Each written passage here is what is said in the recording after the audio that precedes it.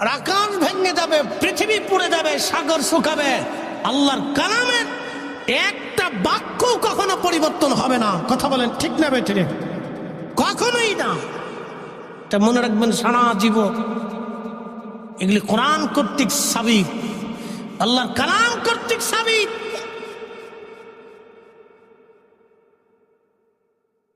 প্রিয় গোষ্ঠী আর মুসলমান, খুব মনোযোগ দিয়ে শুনে যাবেন। আজ আমাদের কাছে আজরাইল আলাইহিস সালাম আসবে, কিন্তু যারা নাফরমান তাদের জন্য বড় ভয়াবহ হবে।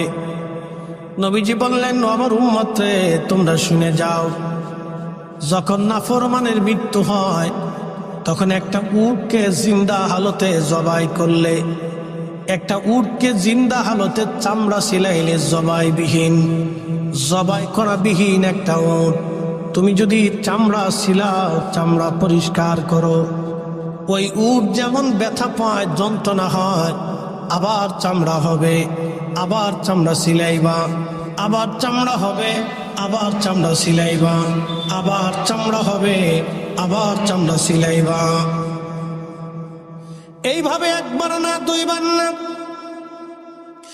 100 বার চামড়া সিলাইলে জিন্দা হালতে একটা উট যেইভাবে কষ্ট পায়, যন্ত্রণা পায়, একজন নাফরমানের মৃত্যুটা ওই রকম ভয়াবহ হবে। আর একজন বুজুর্গ আল্লাহওয়ালা মানুষের মৃত্যু হবে মায়ের কোলে দুলিয়ে দুলিয়ে দুলিয়ে দুলিয়ে সন্তানকে মা যেইভাবে ঘুম পাড়ায়, এইভাবে সন্তান যেমন ঘুমায় পড়ে, সে বুঝতেই পারে না কখন ঘুমায় যায়। ইমানদারের মৃত্যু ওই রকম হবে। আজরাইল সাধারণ সুরতে সে ডাকবে, ইরজিই ইলা রাব্বিকি রাদিয়াতাম মারদিয়া, ইরজিই ইলা রাব্বিকি রাদিয়াতাম মারদিয়া। আমার রাসূলের কাছে আজরাইল আসলেন, খুব মনোযোগ দিবেন কুষ্টিয়াবাসী। ও বাবাজি, আমার কথাটা ভালো করে শুনে নেন। আমার নবীজির হায়াত শেষ হয়ে গেল। নবীজি 4 দিন পর্যন্ত অসুস্থ ছিলেন। প্রথম দিন জিবরাইল আলাইহিস সালাম আসছে, এসে বললেন, ইয়া রাসূলুল্লাহ, আল্লাহ সব কিছু ভালো জানেন, কিন্তু আল্লাহ আমাকে পাঠাইছেন আপনি কেমন আছেন এটা জানার জন্য, আপনার কুশল বিনিময় করার জন্য আল্লাহ আপনার কাছে আমাকে পাঠিয়েছেন। আল্লাহ জানতে চায়, বন্ধু জানতে চায়, বন্ধু আজ কেমন আছে। এজন্য অসুস্থ ব্যক্তিকে দেখতে যাওয়া, তার খোঁজ খবরে নেওয়া, এটা আল্লাহর সুন্নত, আল্লাহর সুন্নত। একবার জোরে বলা যাবে কি মারহাবা? কার সুন্নত?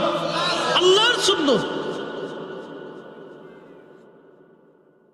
অসুস্থ ব্যক্তিকে দেখতে যাওয়া আল্লাহর সুন্নাত। জিবরাইলকে নবী বললেন, জিবরাইল, আমি তেমন ভালো নাই, অসুস্থতা আমার দিন কাটে, আমার কষ্ট হয়। বাবা কুষ্টিয়াবাসী মনোযোগ দিয়ে শুনে যাবেন। সালাম, জিবরাইল আলাইহিস সালাম প্রথম দিন চলে গেলেন, আবার দ্বিতীয় দিন জিবরাইল আসলেন, তৃতীয় দিন জিবরাইল আসলেন, একই কথা জেনে তিনি আবার চলে গেলেন। চতুর্থ দিন জিবরাইল আলাইহিস সালাম একা আসেন নাই, জিবরাইলের সাথে আমার আজরাইল আলাইহিস সালাম সাথে আসছে। যদি কোনোদিন মদিনাতে যান, মদিনায় মসজিদে নববীর পাশে রওজা মুবারকের বাম পাশে একটা দরজা আছে, এই দরজার নাম বাবে জিবরাইল। আর একটা দরজা আছে বাবুন নেসা। বাবুন নেসা দিয়ে মহিলারা ঢুকতেন, কথা বলতেন। আর বাবে জিবরাইল দিয়া রহমতের নবীর কাছে জিবরাইল আলাইহিস সালাম এসেছেন। বাবে জিবরাইল দিয়ে জিবরাইল আসলেন, জীবনের শেষ আগমন। আর কোনোদিন জিবরাইল আর আসবে না, কারণ আজকে থেকে এই দরজা বন্ধ হয়ে যাবে। জিবরাইল আর কোনোদিন ওহী নিয়ে আসবে না, এই দরজা জিবরাইলের জন্য বন্ধ হয়ে যাবে। জিবরাইল আসলেন, এসে নবীজিকে সালাম দিলেন, আসসালাতু ওয়াসসালামু আলাইকা ইয়া রাসূলুল্লাহ। কুষ্টিয়াবাসী, আল্লাহর হাবিবের বর্গে হেসে জিবরাইল সালাম দিলেন, পৃথিবীতে কত রাজা বাদশা এসে গেল, কত ধনী মহাধনী, কত মহারাজ রাজা বাদশা, কত জ্ঞানী গুণী সাইন্টিস্ট আসলো, কারো কাছে জিব্রাইল এসে সালাম দেয় নাই। জিব্রাইল সালাম দিয়ে বসে গেলেন। নবীজি বললেন, জিব্রাইল আপনার সাথে উনি কে? বলি, ইয়া রাসূলুল্লাহ, উনি সেই ব্যক্তি যে মার কোল থেকে সন্তান নিয়ে যায়, উনি সেই ব্যক্তি যে বাবার কোল থেকে সন্তান নিয়ে যায়, উনি সেই ব্যক্তি যে বিবির কোল থেকে স্বামীকে নিয়ে যায়, স্বামীর কাছ থেকে স্ত্রীকে নিয়ে চলে যায়। জিব্রাইল, উনি কেন আসছে? বলি, ইয়া রাসূলুল্লাহ, আল্লাহর একটা ফরমান নেই, আপনার কাছে উনি আসছে, আপনার সাথে উনি কথা বলতে চায়। প্রিয় নবী অনুমতি দিলেন। আজরাইল বলতেছে, ইয়া রাসূলুল্লাহ, পৃথিবীতে সুপ্রিম পাওয়ার কোনদিন কারো জন্য ছিল না, আগামী তো কোনদিন কারো জন্য হবে না, শুধু আপনি নবীর জন্য এই সুপ্রিম পাওয়ারটা বরাদ্দ। নবীজি, ইয়া রাসূলুল্লাহ, আল্লাহ পাঠিয়েছেন আমাকে আপনার কদমে। হুজুর, যদি আপনি নিজে অনুমতি দেন তাহলে আল্লাহর দরবারে আপনাকে নিয়ে চলে যাব, আর অনুমতি যদি না দেন, আপনার যতদিন মন চায় ততদিন উম্মতের মাঝে আপনি থেকে যাবেন। একসাথে জোরে বলা যাবে কি আল্লাহু আকবার? নারা হাত উঁচা করে বলেন আল্লাহু আকবার। সবার জন্য আইন একরকম, আমার রাসূলের জন্য আইন ভিন্ন, ঠিক কিনা? ওয়ালাই ইউআক্খিরাল্লাহু নাফসান ইযা জাআ আজালুহা। আল্লাহু আকবার। কোরআন বলতেছে, হাবিব উম্মতকে জানান, হায়াত শেষ হয়ে গেলে 1 মিনিটও দুনিয়াতে থাকা যাবে না। আহা, আর দুনিয়ার থেকে কবরে চলে গেলে আর ফিরে আসা যাবে না। নবীজি কোরআনের বিধান সবার জন্য একরকম, আমার রাসূলের জন্য এই বিধান অন্যরকম। আজরাইল বলতেছে, হুজুর, আপনি অনুমতি দিলে যেন কবজ করব, অনুমতি যদি না দেন আমি ফিরে চলে যাব ইয়া রাসূলুল্লাহ। আমার নবী ডাক দেয়, আজরাইল, আল্লাহর বিধান কি রকম? বলে, হ্যাঁ ইয়া রাসূলুল্লাহ, আপনার আগে পড়ে কারো জন্য আল্লাহ এই আইন আর বাস্তবায়ন রাখে নাই। হুজুর, যদি অনুমতি দেন তাহলে আমি চলে যেতে চাই। ঠিক তখনই নবীজি আর জিব্রাইলের দিকে তাকাইলেন। ভাই জিব্রাইল, বিধান কি রকম বলো? জিব্রাইল বলতেছে, হ্যাঁ ইয়া রাসূলুল্লাহ, বিধান এরকম, অনুমতি যদি দেন আপনাকে নিয়ে চলে যাব, অনুমতি যদি না দেন আপনাকে রেখে চলে যাব। তবে আমার মাশুক, আপনার মাশুক আল্লাহ, আপনার মালিক আল্লাহ বন্ধুর অপেক্ষায় আগ্রহী হয়ে বসে আছে। আপনার মালিক আল্লাহ বন্ধুর কাছে ফিরে যাবে, সেই জন্য আগ্রহী হয়ে বসে আছে হুজুর। তখনই নবীজি চোখের পানি ফেলে দিলেন, জিব্রাইল, আর দেরি করো না, আমাকে নিয়ে চলো আল্লাহর দরবারে, আমি আর দুনিয়াতে আর থাকতে চাই না। আজরাইল এসে পবিত্র বক্ষ মোবারকে যখন হাত মারছে, নবীজি কেঁদে দিয়ে বলেন, আজরাইল কষ্ট হয়। বলে, হুজুর, আল্লাহর কসম করে বলি, আপনার জান কবজের ব্যাপারে আল্লাহ আমাকে সতর্কতা জারি করে দিয়েছেন। পৃথিবীতে আপনার যেতে এত আসানে, এত আরামে আমি কারো জান কোনোদিন কবজ করি নাই নবীজি, আর আগামীতে কারো জান এত আসানে কবজ করবো না ইয়া রাসূলুল্লাহ। আল্লাহ নবী ডাক দেয়, আজরাইল, বড় কষ্ট হয়, নবীজি কে আজরাইল ডাকতে বলেন, হুজুর একটু ধৈর্য ধরতে হবে। আল্লাহর নবী চলে গেলেন আল্লাহর দরবারে। সারা মদিনাতে কান্নার রোল পড়ে গেল, নবী নাই, নবী নাই, নবী নাই, নবী নাই। মদিনার মানুষ কান্না করে, নবী নাই। সাহাবীরা পাগল পরা হয়ে গেলেন। হযরত ওমরের মতো সাহাবী, এত শক্তিশালী সাহাবী, কোষের মধ্য থেকে তলোয়ার টেনে, হাতের মধ্যে তলোয়ার নিয়ে মসজিদে নববীর বাহিরে এসে বলতেছে, মদিনাবাসী, যদি বলো রাসূল মরে গেছে, দেহ থেকে মাথা আলাদা করে ফেলবো। রাসূল মরে নাই, নবী মরতে পারে না। আবু বকর সিদ্দিক একমাত্র বয়োজ্যেষ্ঠ মুরব্বী সাহাবী এসে হযরত ওমরের হাত থেকে তলোয়ার নিয়ে বলেন, ওমরে শান্ত হও, ধৈর্য ধরো।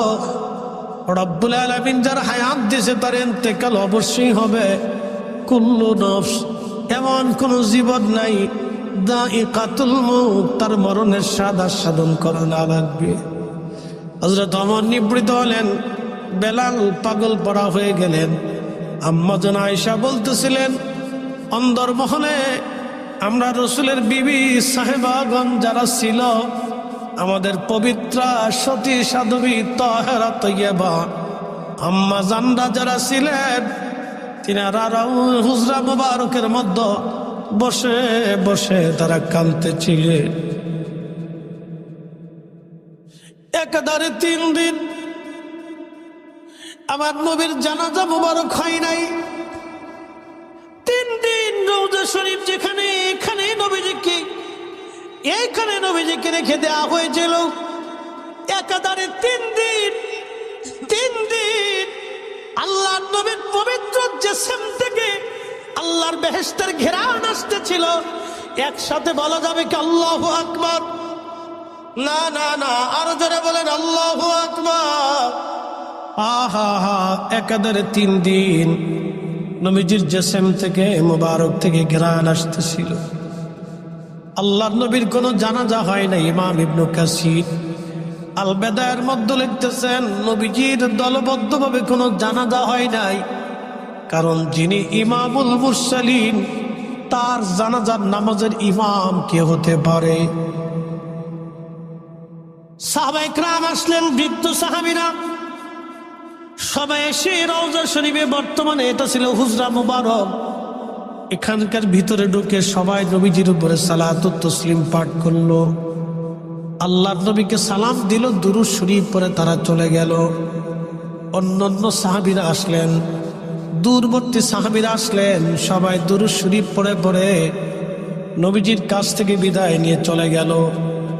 এরপরে পুরুষদের মধ্যে যারা কিশোর যুবক ছিল তারা আসলো, দুরূদ সালাম পড়ে তারাও চলে গেল। এরপরে শিশুরা আসলো, আহা, তারাও নবীজির রওজা, বর্তমানে রওজা শরীফ, এইখানে নবীজিকে শুয়ে রাখা হয়েছিল জিসম মুবারক। আল্লাহ, শিশুরা এসে নবীজির উপরে সালাতু সালাম পড়ে চলে গেল। এরপরে সব পুরুষ চলে যাওয়ার পরে নারীরা আসলো। নারীরা এসে আল্লাহর হাবিবের বরগাহে নবীজির পাশে দাঁড়ায়া সালাতু সালাম পড়ে তারাও চলে গেল। সমস্ত নারীরা সালাতু সালাম পড়ে চলে গেল। আগে আম্মা জানরা আসলেন। আম্মা জানরা আহলু বাইতিন নবী যারা ছিলেন, তারা সালাতু সালাম পাঠ করে তারা চলে গেল। এরপরে অন্যান্য নারী সাহাবীরা আসলেন, মদিনার আনসারী মুহাজিরি নারীরা আসলেন, সালাতু সালাম পরে তারাও চলে গেল। 3 দিন পর্যন্ত নবীজির জিসম মুবারক মাটির উপরে। নবীর একটা উট ছিল, উটের নাম কাসওয়া। যে কাসওয়া নবীজির সাথে আল্লাহর জান্নাতে চলে যাবে, একসাথে বলা যাবে কি মারহাবা। বনের যত পশুগণ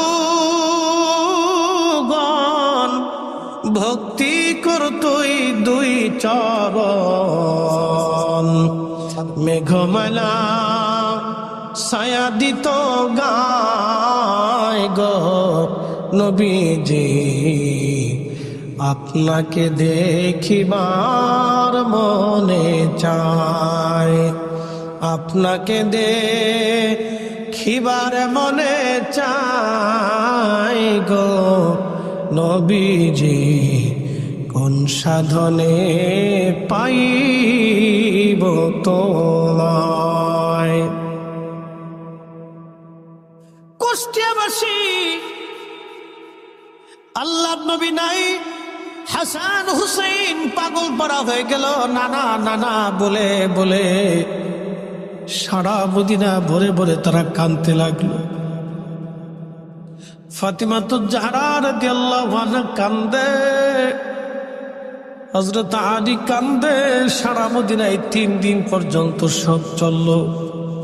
নবীর কাসওয়া উট একাধারে 3 দিন পর্যন্ত খাবার বন্ধ করে দিল। কাসওয়া খায় না রে। আপনারা দেখবেন উট যখন কান্না করে তখন মানুষের মতো জোরে জোরে চিৎকার মেরে মেরে কান্না করে।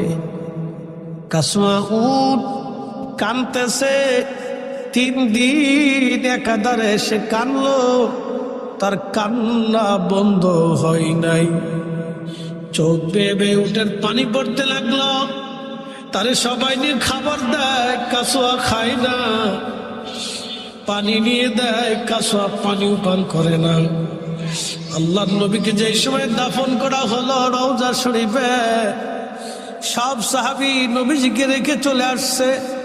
কাসওয়া উট সহ্য করতে না পেরে বিরহ বেদনা, নবী প্রেমের বিরহ বেদনা বেদনা,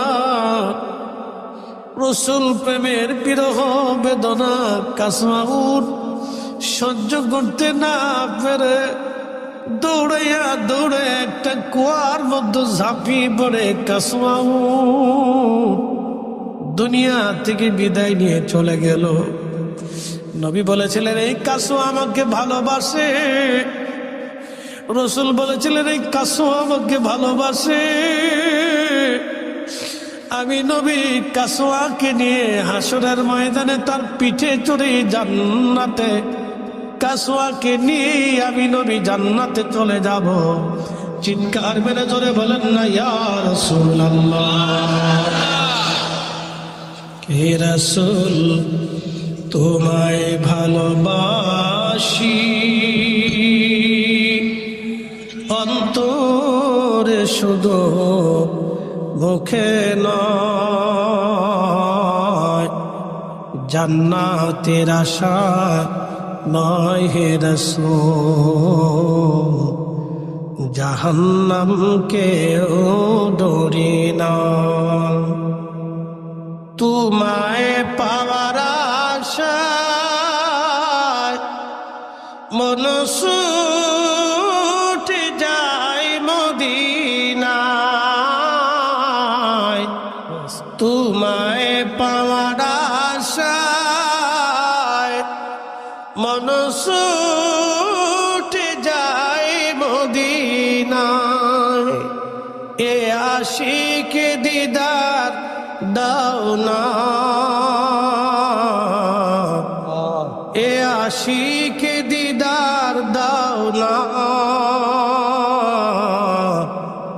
আর দূরে থাকিও না। এ আশিক দিদার দাও না, আর দূরে থাকিও না। হে রাসূল তোমায় ভালোবাসি,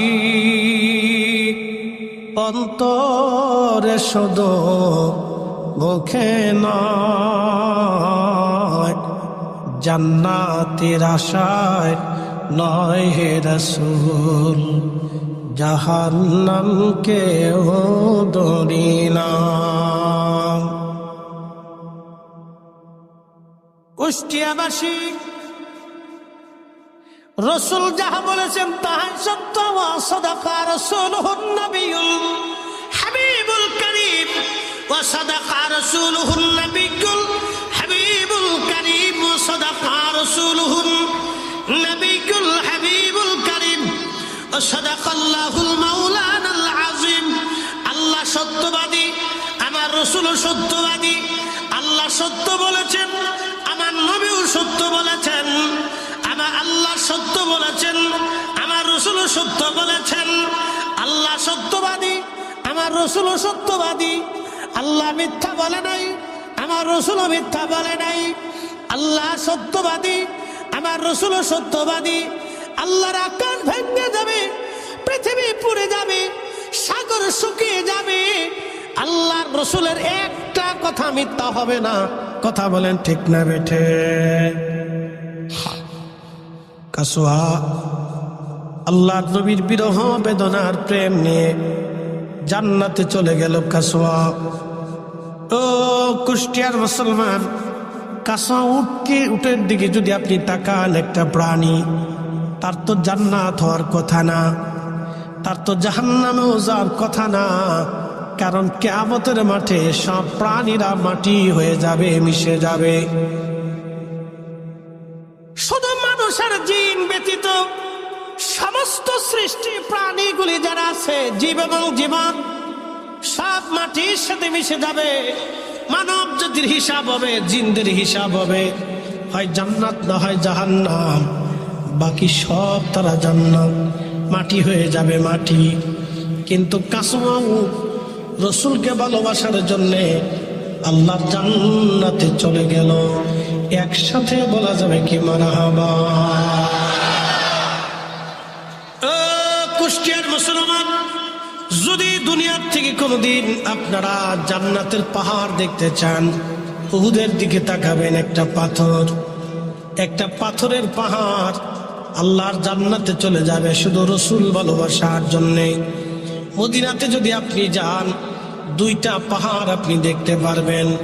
একটা পাহাড়ের নাম জাবালে উহুদ, আর একটা পাহাড়ের নাম জাবালে আইর। ঠিকানা বলে দিয়ে যায় আজ। জাবালে আইর যদি আপনি দেখেন, তাহলে জুল খলিফা মসজিদ, মদিনাবাসীরা যেখান থেকে হেরাম বাঁধে, ওখান থেকে হেরাম বেঁধে হজের জন্য রওনা করতে হয়। জুল খলিফা মসজিদের বাম পাশে একটা পাহাড় আছে। এই পাহাড়ের নাম জাবালে আইর, আর একটা নাম জাবালে নার। জাবালে নার কেন হলো? আল্লাহ নবী বলতেন, এই পাহাড় আমার সাথে দুশ্মনী করে, কিন্তু উহুদ আমাকে ভালোবাসে। আলা বাবিন মিন আবওয়াবিল জান্নাহ, উহুদ জান্নাতের একটা পাহাড় হবে। সে জান্নাতের মধ্যেই থাকবে, জান্নাতের দরজার পাশে। অর্থাৎ জান্নাতে ঢোকার সঙ্গে সঙ্গে আপনি আগে উহুদ পাহাড়ের চেহারা দেখতে পারবেন। একসাথে বলা যাবে কি আল্লাহু আকবার? না না, জোরে বলেন আল্লাহু আকবার। তাহলে রাসূলের দুরূদ সালাম দরকার আছে না নাই? সুন্নতের প্রয়োজন আছে না নাই? রাসূলের গুণগান করার প্রয়োজন আছে না নাই? আরে আল্লাহর জিকির যেখানে, নবীর দুরূদ সেখানে হবে। কথা বলেন ঠিক না বেঠে? এই জন্য নামাজের ভিতরেও নবীর দুরূদের সিস্টেম আল্লাহ চালু করে দিলেন। খুতবাতে নবীর দুরূদের সিস্টেম, আজানে নবীর নাম আল্লাহ চালু করে দিলেন। কোরআনে নবীর নাম, আজানে নবীর নাম, খুতবায় নবীর নাম, তাশাহুদে নবীর নাম, সালাতে, আজানে, সব জায়গায় নবীর নাম আল্লাহ ছড়িয়ে দিলেন। আপনি হাজার চেষ্টা করলে বন্ধ করতে পারবেন না। আজকে আমার দেশের একদল আছে, কালেমা থেকে নবীর নাম মুছে দিতে চায়। ওরাই হলো বর্তমান ইহুদির দালাল। সে কালেমা থেকে রাসূলের নাম মুছে দিবে। কত বড় ডাকাত চিন্তা করতে পারছে, সাহস কত বড়। কালেমাতুত তাওহীদ থেকে নবীর নাম মুছে দিতে চায়। যদি পারো আযান থেকে মুছে দাও, যদি পারো কোরআন থেকে মুছে দাও, যদি পারো তাহাজ্জুদ তাশাহুদ থেকে মুছে দাও, যদি পারো খুতবা থেকে মুছে দাও, যদি পারো দুরূদ থেকে মুছে দাও। কিয়ামত পর্যন্ত চেষ্টা হবে, আল্লাহ রাসূলের নাম মুছে দেওয়া সম্ভব হবে না। কারণ কোরআন বলতেছে, আমানু, এই ইমানদার ঈমান আনো, আমিনু, আমানু, আমিনু, ঈমান আনো, আমিনু বিল্লাহি ওয়া রাসূলিহি, আল্লাহর উপর ঈমান আনো, আল্লাহর পরেই আমার রাসূলের উপর ঈমান আনো। জোরে বলা যাবে কি মারহাবা। আসছে কালেমার থেকে নবীর নাম মুছে দিবে, বেদাত আর শিরিকের মশলা টানছে। কত বড় ফাজিল কোথাকার, একটা লিমিট থাকা প্রয়োজন। মদিনাতে দুইটা পাহাড়, একটা উহুদ আর একটা আইর। আইরের আর একটা পরিচয় জাবালে নার, জাহান্নামের পাহাড়। আর শুনে যাবেন, নবীজি হিজরত করা শুরু করলেন মদিনার থেকে। আমার দিকে তাকান, মদিনাতুল মুনাওয়ারা থেকে হিজরত শুরু করলেন। আল্লাহর নবী নিজ গৃহ মুবারকের মধ্যে ঘুমানো। আল্লাহ ডেকে উঠাইলেন, হুজুর উঠেন। উঠার পরে আল্লাহর নবীকে বলেন, হুজুর আপনি বের হয়ে যান, কাফেররা চারপাশে ঘিরে আসে। হযরত আলীকে বলেন, আলী রে, তুমি আমার বিছনার মধ্যে শুয়ে পড়ো, আর আমার যে চাদর আছে চাদরখানা তোমার গায়ের উপরে দাও। হযরত আলী নবীজির চাদর মোবারক গার মধ্য দিয়ে শুয়ে পড়লেন। আল্লাহর নবী আলীকে বলেন, আলী রে, অমুক অমুক অমুক অমুক আমার কাছে আমানত পায়, তুমি আমানতগুলি বুঝাই দিবা। এই আমানতগুলি যার যার কাছে বুঝাই দেবা, আর বুঝিয়ে দিয়ে তুমি মদিনাতে চলে আসবা। আলীর চিন্তা হলো, ওয়াসাদাকা রাসূলুহুন নবিয়ুল হাবিবুল কারীম, রসুল কখনো মিথ্যা বলে না। আল্লাহর নবী আমাকে আমানত বুঝিয়ে দিতে বলেছেন, আমি আমানত বুঝাবো। আমাকে মদিনা চলে যেতে বলেছেন, হিজরত করে আমি মদিনা যাব। মদিনা যাওয়ার আগ পর্যন্ত আমার মৃত্যু হবে না, কারণ রসুল নিজে বলে দিয়ে গেছে। একসাথে বলবেন আল্লাহু আকবার। এই হাকিকত আপনাকে বুঝতে হবে। আরেকটু বুঝাই দিয়ে যায়, আরেকটু বুঝাই। হুদাইবিয়াতে সন্ধি হচ্ছে, হুদাইবিয়াতে সন্ধি হচ্ছে।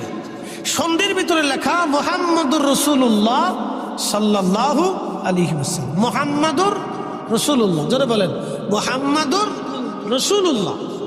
রাসূলুল্লাহ।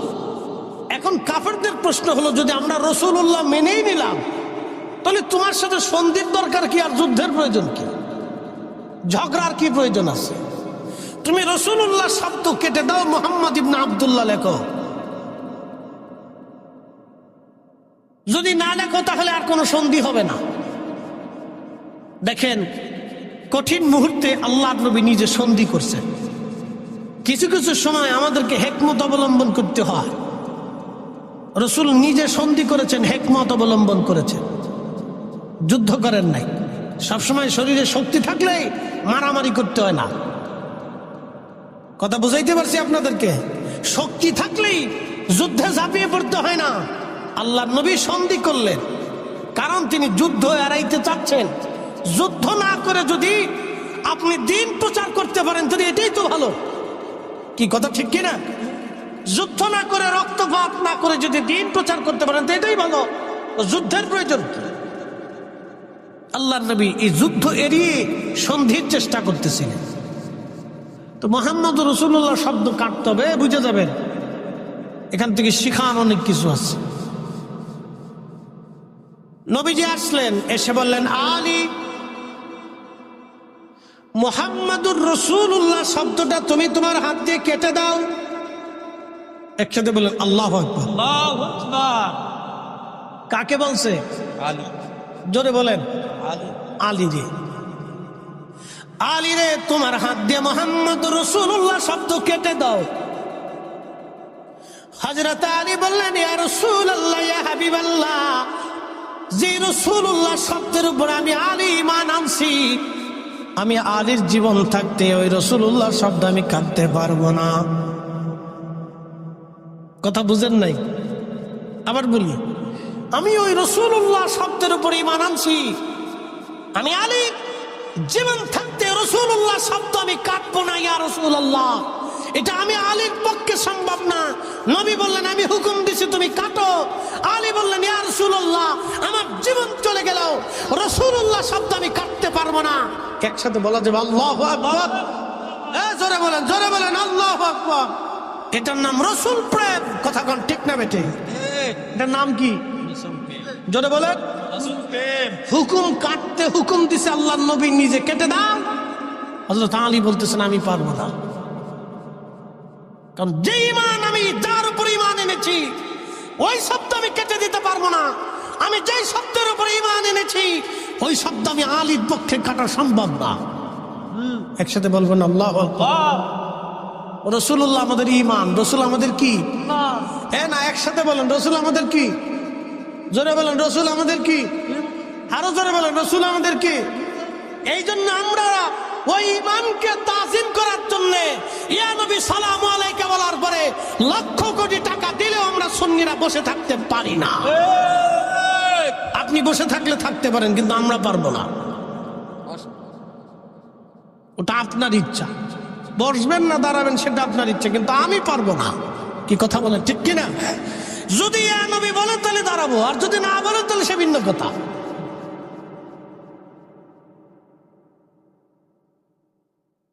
প্রিয় উপস্থিতি, কুষ্টিয়াবাসী খুব মনোযোগ দিয়ে শুনে যাবেন।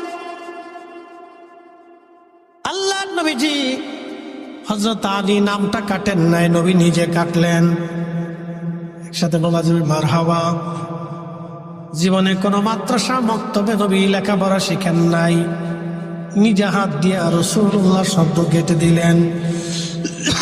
শুধু কেটে দেন নাই, ওইখানে আমার নবীজি মুহাম্মদ ইবনে আব্দুল্লাহ নবীজি নিজের হাতে লিখে দিলেন। একসাথে জোরে বলা যাবে কি মারহাবা। বলেন নবী লিখতে পারে কি পারে না? হ্যাঁ জোরে বলেন, জোরে। তো রাসূলুল্লাহ উম্মি লিখতে পারেন না, এই কথা বলার দরকার কি আপনার? হ্যাঁ, এই কথা না বললে কি আপনার তাফসীর হয় না? এই কথা না বললে কি আপনার ওয়াজ হয় না? এই কথা না বললে কি আপনার জুলুস আসে না? আপনার এই কথা বলতে হবে যে মুহাম্মদ লিখতে পারতেন না। এই কথা বলার দরকার কি আপনার? এই কথা না বললে কি ওয়াজ হয় না? এই কথা না বললে কি তাফসীর হয় না? আপনাকে এই কথা বলতেই হবে যে মুহাম্মদ লিখতে পারতেন না।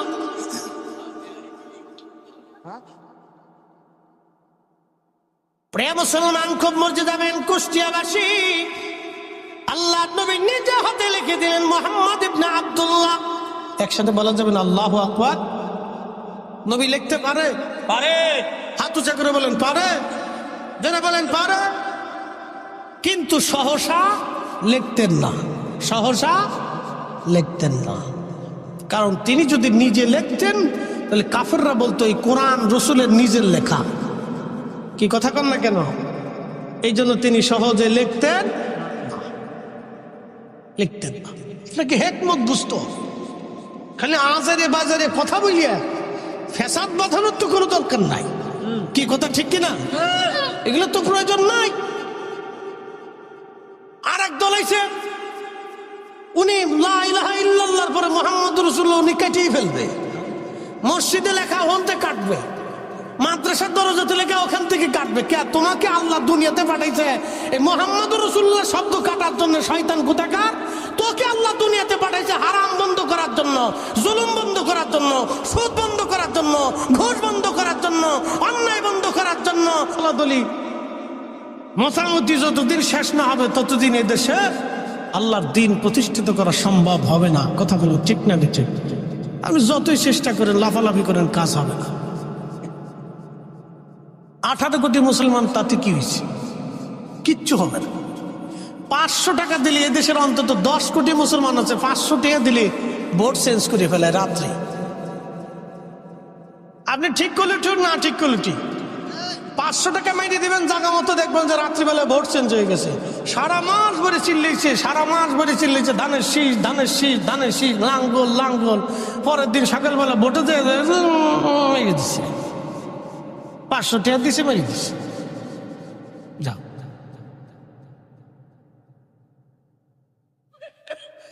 আপনাদের বুঝতে কি কোনো অসুবিধা হচ্ছে, কষ্ট হচ্ছে? তাহলে একসাথে সকলে জোরে বলেন তো আল্লাহু আকবার। আমাদের পথ কয়টা? কার পথ? জোরে বলেন। পথ একটা। আমাদের সবার পথ একটা। এই শোনেন, নাম ইসলামী জালসা। নাম কি? ইসলাম। জোরে বলেন।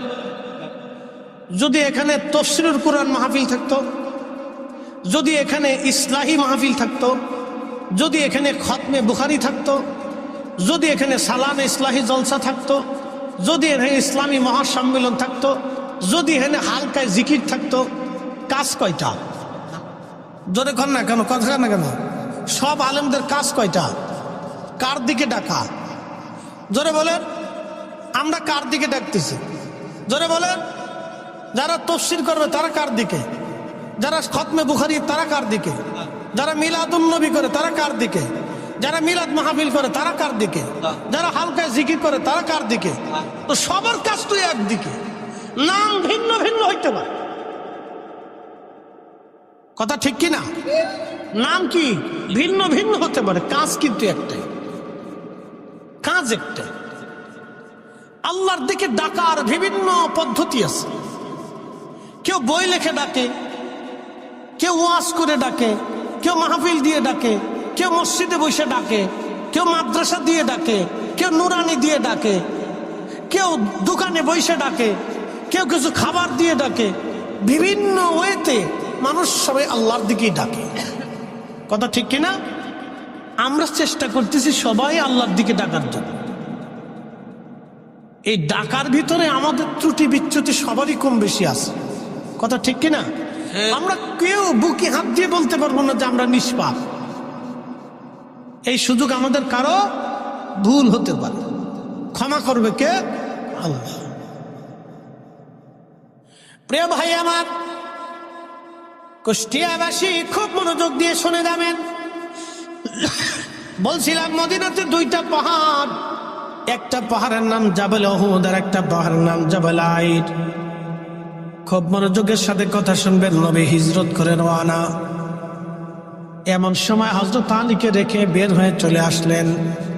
আবু বকর সিদ্দিক রাদিয়াল্লাহু আনহু ঘরের দরজার পাশে যে টুকা দিলেন। আবু বকর জোরে বলেন নাই, আমার দিকে তাকাবেন, জোরে বলেন নাই, শুধু বলছেন আবু বকর। আবু বকর ছোট্ট করে একটি টুকা দিয়ে বলেন আবু বকর। জাবাল ওমর, জাবাল আবু বকর পাশাপাশি পাহাড় মক্কায়। ওমরের বাড়ি জাবাল আবু বকরের ছিল, জাবাল আবু বকরের বাড়ি পাশাপাশি। নবীজির বাড়ি জাবাল আবু কুবাইস থেকে পায়ে হেঁটে অন্তত মিনিমাম হলো 10 থেকে 15 মিনিট সময় আপনার লাগবে বর্তমান সিচুয়েশনে পায়ে হেঁটে। আহা, আল্লাহর নবী হেঁটে হেঁটে জাবালে আবু বকরের বাড়ি আসলেন। ছোট্ট করে ডাক দিলেন আবু বকর। দরজা খুলে গেল। নবীজি বলেন আবু বকর তুমি কি ঘুমাও নাই? আবু বকর ডাক দিয়ে বলেন ইয়া রাসূলুল্লাহ, বহুদিন আগে আপনি বলেছিলেন হিজরত করা লাগতে পারে, সেই জন্য আবু বকর প্রস্তুতি নিয়ে আমি আজকে বহুদিন ধরে আপনার অপেক্ষায় ঘরে দরজায় হেলান দিয়ে দাঁড়ানো আছি। বহুদিন ধরে আমি আমার স্ত্রীর সঙ্গে শয্যাশায়ী হই না। আপনি নবীর আশায় একসাথে বলবেন কি মারহাবা। নবী আপনি আসবেন এই জন্যে আমি একটা সেকেন্ডের জন্য সারা রাত আমি বিছনায় পিঠ লাগাই না নবীজি। দরজার সাথে আমি ঠেস মেরে দাঁড়িয়ে থাকি কখন আপনি আসবেন। যদি আমি আবু বকর ঘুমিয়ে থাকি, আপনি এসে আমাকে আবু বকর বলে ডাকবেন। আপনি নবীর কষ্ট হবে সেই জন্য আমি দাঁড়ায় রইছি। আল্লাহর নবী বলেন আবু বকর চলো।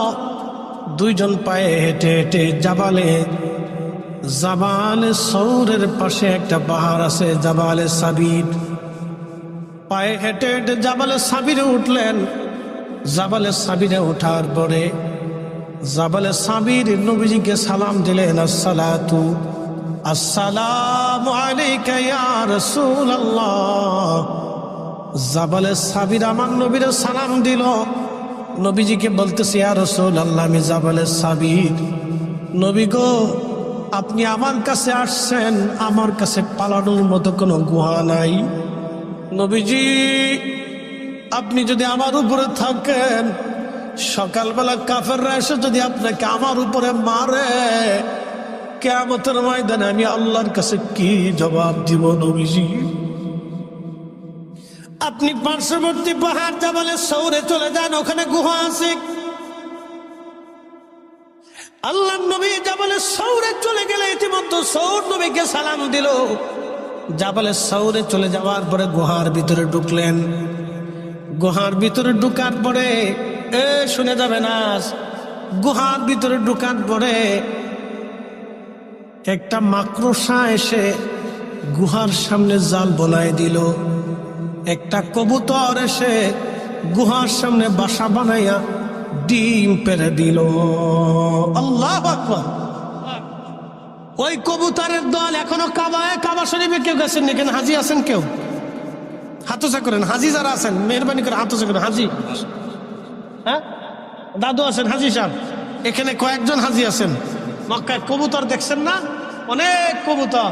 এই সেই কবুতর, এই সেই কবুতর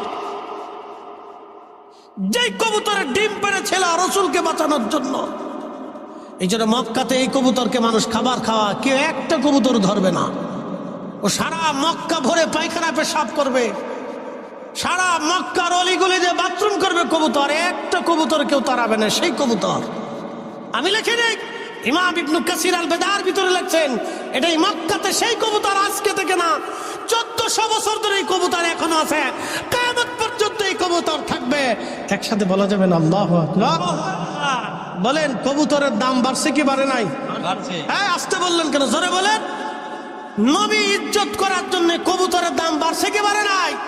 তাহলে আপনারা করলে আপনাদেরও দাম বাড়বে। খালি বেদাত বেদাত করে চিল্লেন না, শুধু বেদাত বেদাত করে চিল্লেন না। জীবনে বহুত চিল্লাইছে, চিল্লি বাদ দেন। মুক্তি পাইতে হলে রসুলকে ভালোবাসতে হবে, তাজিম করতেই হবে। রসুল তাজিম মোহাম্মদ ছাড়া উম্মত জান্নাতের চেহারা কেন সুঘ্রাণও খুঁজে কোনোদিন পাবে না।